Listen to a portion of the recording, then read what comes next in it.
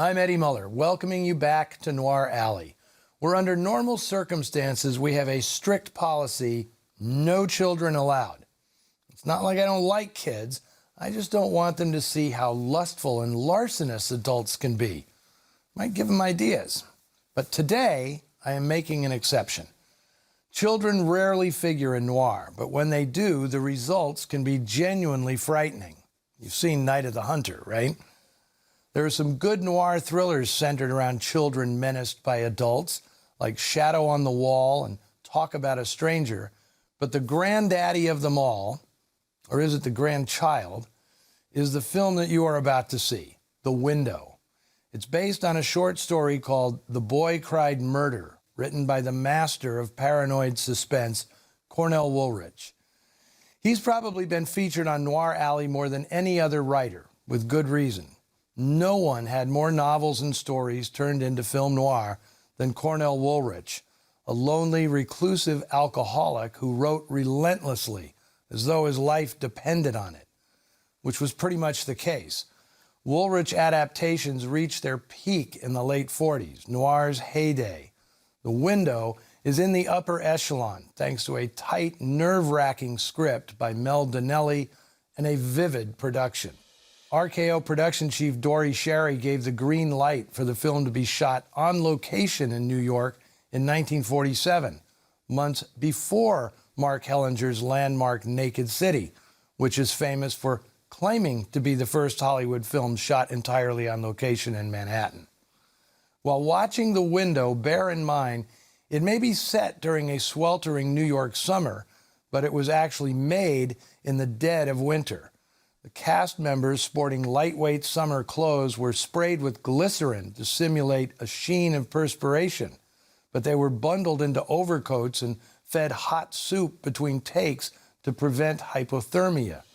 In some shots, particularly in tenement stairwells, you can see the breath of the actors condensing in the frigid air. Now, faking like it's 100 degrees when it's really freezing, that's acting at its most elemental. Not long after The Window wrapped production, RKO was bought by billionaire Howard Hughes. He promptly put The Window on the shelf. He hated movies about kids.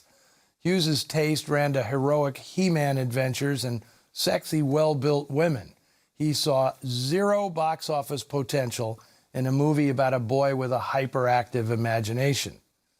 By the spring of '49, however, Hughes's erratic stewardship had RKO reeling and desperate for a hit.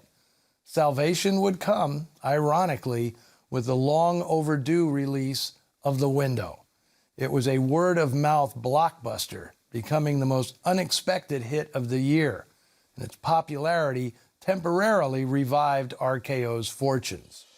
The movie's star, Bobby Driscoll, was under exclusive contract to Walt Disney Productions, where he'd starred in the 1946 hit Song of the South. RKO shelled out to get him on loan, expecting to cash in on his popularity. But in the 2 years that The Window sat on the shelf, Driscoll's fortunes flagged. The Window ended up being something of a comeback for the young actor. He was 10 when he made it and was 12 years old when it was finally released. Driscoll made such an impression in The Window, he was awarded a miniature Oscar, Best Performance by a Juvenile Actor. Now, a bunch of stellar adults surround Bobby Driscoll in this film. His parents are played by Arthur Kennedy and Barbara Hale, who delivers a terrific performance as a loving mother unwittingly delivering her little lamb to the slaughter.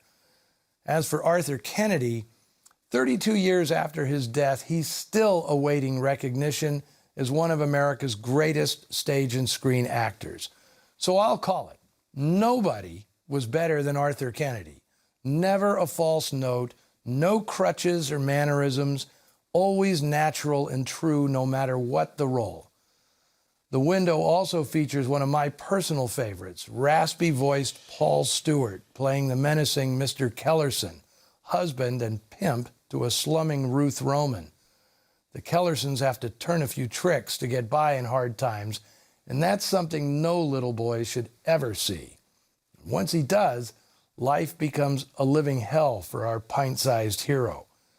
brilliantly directed by former cameraman Ted Tetzlaff and featuring the Oscar-nominated editing of Fred Knutson.